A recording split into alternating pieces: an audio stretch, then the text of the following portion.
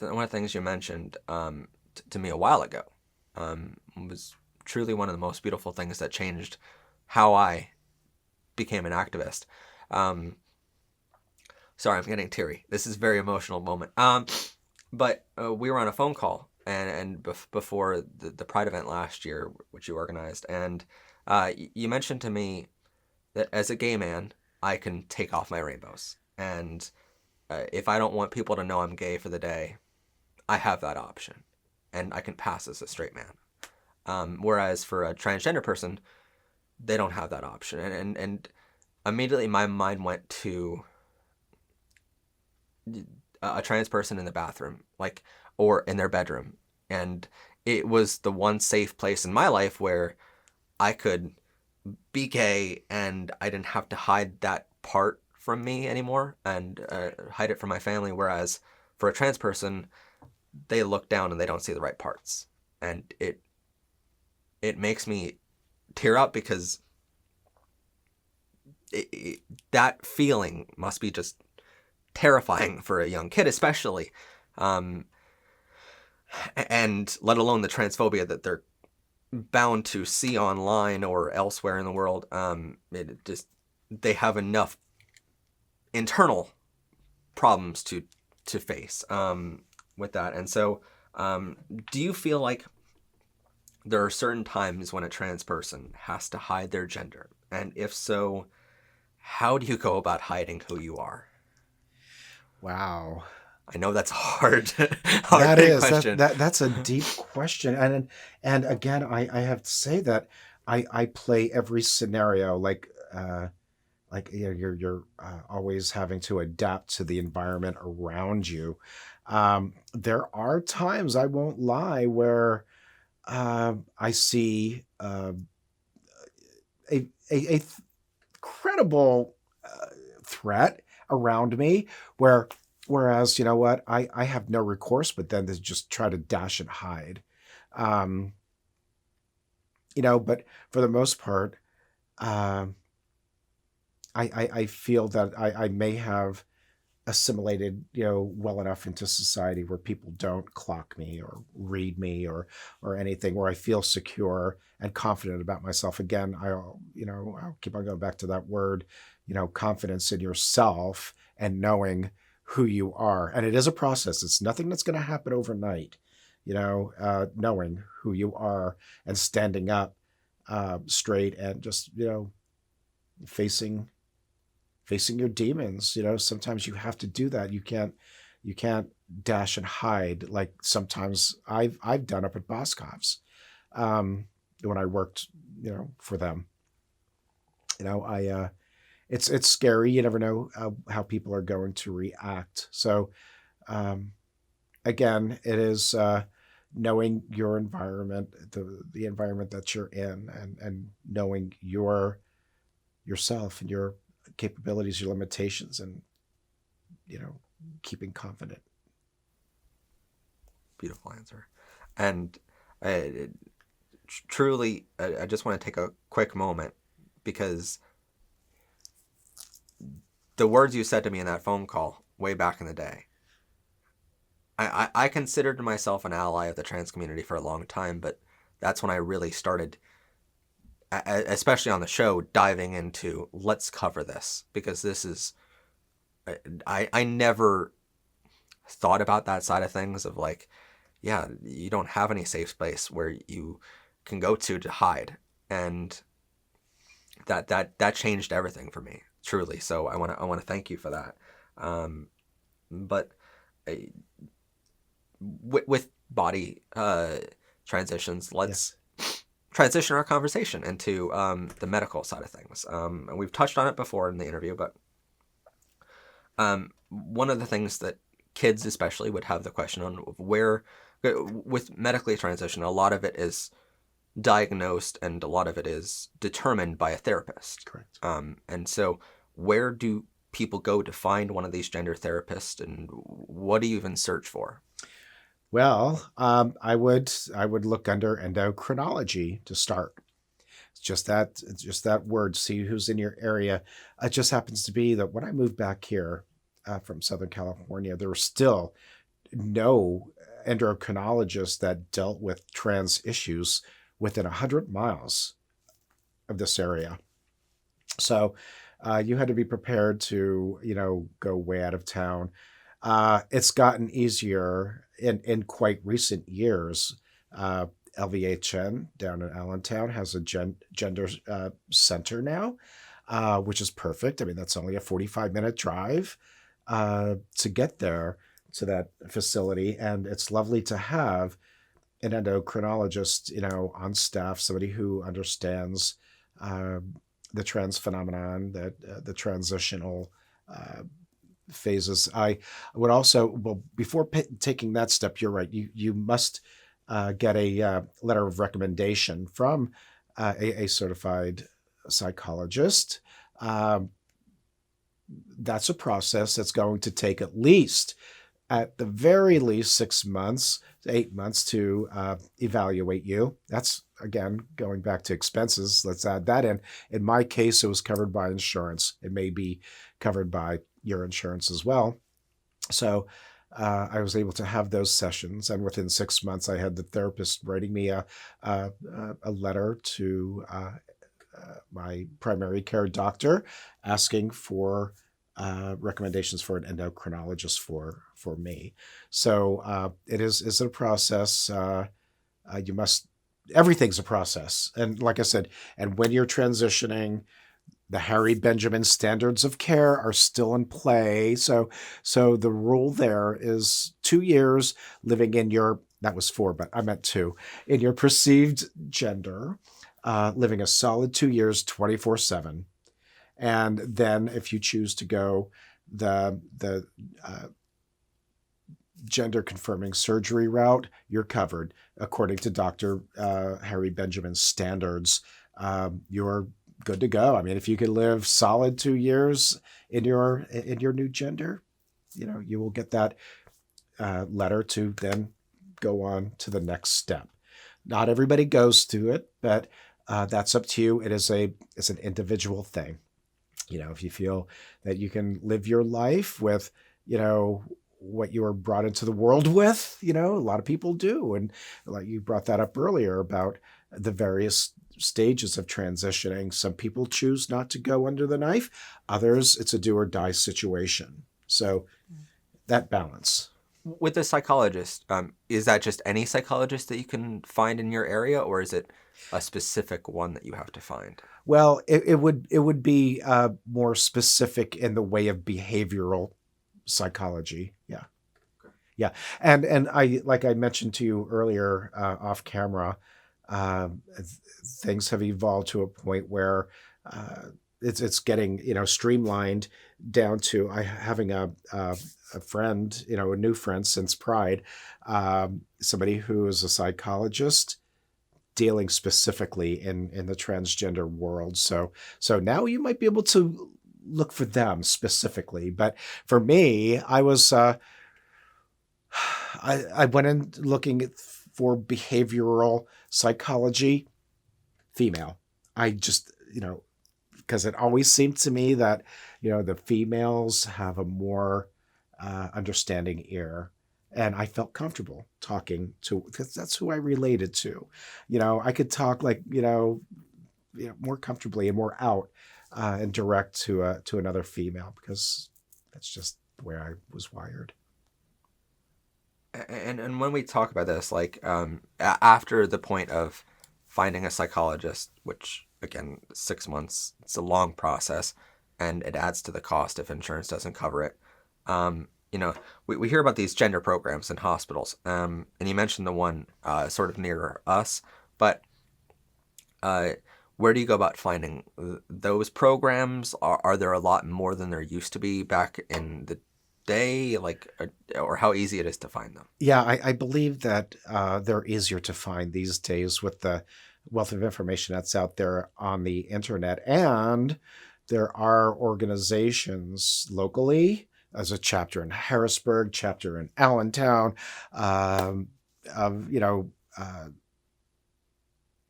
social groups where a lot of information is revealed through them. As you might go to the outings, the meetings and such, and they'll have guest speakers arranged that'll tell you about their services, or maybe there's a list of services that as resources that they'll share with you. So becoming involved in those kind of organizations is not a bad idea. Now, my guess on this is after you get recommended to an endocrinologist, the first step with them would be something like a puberty blocker for a younger person. Yes. And maybe it's different for someone who's transitioning later in life, but my guess is that's the first step after that. So walk us through, like, what is a puberty blocker? Is it an injection? Is it a pill? How often you have to take it? And what is the cost in that? How long are you on those, kind of thing? Wow. Well, I asked tough questions there, but they're very good questions, and very everyone has an answer. There are things that you can take. It depends on your doctor what they recommend. In my case, it's a drug that I think is commonly known as it's used for something like blood thinning. I really forget, but it's called spironolactone. And what that does, it's a hormone inhibitor. It'll suppress the production or the secretion of testosterone, from your gonadal system. You could also go and have an orchidectomy, where that's the process of having your testicles removed. The main reason why you're secreting testosterone is, in your gonads. So an orchidectomy is a route that some go. Again, I'm not advocating this because, later on down the road, if you decide to go for the full vaginoplasty, that skin that is, included in your testicular area is used to create certain parts, certain features of the vagina. So you don't want to be, with an orchidectomy for too long, because, parts atrophy, parts, shrivel, and it's no longer usable material. They'll have to probably get something from somewhere else when they do the labiaplasty. So things could be, to inhibit the production of testosterone. Finasteride. There's other drugs, I believe, that are used commonly for male pattern baldness that inhibits testosterone to some degrees. So for me, it's spironolactone and a Gorsalin implant in my lower abdomen, and that almost completely kills the testosterone. So my testosterone level, as we talked about this earlier, when we were talking about participating in sports against a cisgendered woman or whatnot, it's like, these hormones work in strange ways. Decreased muscle mass, strength, the redistribution of fat cells in your body to settle in places that are more likely to happen with cisgendered females, breast growth, skin softening, hair reduction, is not on your face though. That's the terrible part, that, going on puberty blockers, the facial hair thing, because then you have to go through the expensive and painful process of electrolysis. Thankfully, I was not blessed with, facial hair. I'm very grateful for that. I think there's a reason why I am who I am. It's because, God created me this way. I'm thankful for that. I just want to touch on the orchiectomy, or you mentioned? Orchidectomy, yes. I'm sorry. With that, before we get that in the comments from some transphobic person, can you get that surgery before you turn 18 or 16? I would say not, because that's part of your gender, confirming surgeries. Of course, they take those out and they fashion, the walls of your vagina with certain tissues, and like I said, labiaplasty. that skin 'Cause is from removed. So you might want to hold off getting an orchidectomy until you're absolutely sure it's not that phase you're going through, that this is the route that you're taking and you're willing to push yourself to the point of no return. You've got to be confident that that's where you want to go with your life before you go getting any surgeries. So that's usually reserved for consultation with your therapist. You will tell your therapist is like, this is where I'm going with my life. I am heading for gender reaffirming surgery. So we know where we want to go. Because from what I've heard, surgeries or anything under the knife is reserved for after 18. Correct. Period. And that's where a lot of people get confused of the legalities of this. And there's a lot of transphobic people who will try to scare lawmakers, especially into, they're going to chop off the penis of a 5-year-old. That's right. It's not going to happen, folks. Not going to happen. Again, I will bring up the Harry Benjamin standards. They are ironclad. This is what everybody goes by. It has been for a long time, and it always will be. So there are plenty of hoops that parents must jump through in order to give their son or their daughter what they desire, what they know is to be themselves. So yeah, there are no gender reaffirming surgeries done under the age of 18 that I'm aware of. Yeah, it's just not happening. And when we talk about the things under 18, right? We hear the differences between puberty blockers and cross-sex hormones, and advocates will say that puberty blockers are completely reversible. Yeah, they are. And the cross-sex hormones are the point at which you decide, and suddenly it's not reversible. And that's where a lot of these people like Rand Paul will try to scare people of, you take a puberty blocker, all of a sudden you're a woman, and that's it, and there's no coming back from that first initial shot, So walk me through what kind of differences are there between the cross-sex hormones and puberty blockers? Are puberty blockers reversible? Are cross-sex ones reversible? Walk me through that. The puberty blockers or the hormone inhibitors are reversible, and that's why physicians have no issues with putting a younger transitioner on them. For me, just taking the testosterone inhibitors was a huge psychological boost to just euphoria and happiness, knowing that is the gateway to everything else. Although you're going to have to wait, for those cross-sex hormones, because those are the ones that are going to make the irreversible changes after a certain period of time, like I mentioned. So if you're thinking you're going to dabble, be prepared and know that you're going to reach that point of no return. Be ready for that. Cross-sex hormones will change your appearance, your physical outward appearance. This is the skin you're going to be wearing 24/7. Be ready to embrace that skin. Know that you're, ready to embrace that skin that you're going to be wearing on the outer side. It's a happy moment. For me, it was euphoria. That place where everything now aligned and everything seemed right. I was so happy, that I was finally had all of the hormones coursing through my body, making those changes that I yearned for since I was a child. Like I said, my cartoon influences. It was, it's different for everybody, but very much hardcore the same, in as much as 18 is that marker year. You can take those hormone blockers to assure that you're not going to develop that strong masculine jawline, or your voice is going to drop, or those the facial hair. It's a horrible thing.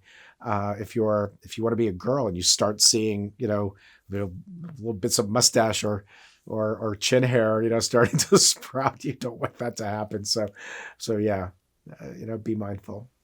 Still not enough rainbows? Click here to see more weekly episodes of Powered by Rainbows, Semester 4, only on MHP TV.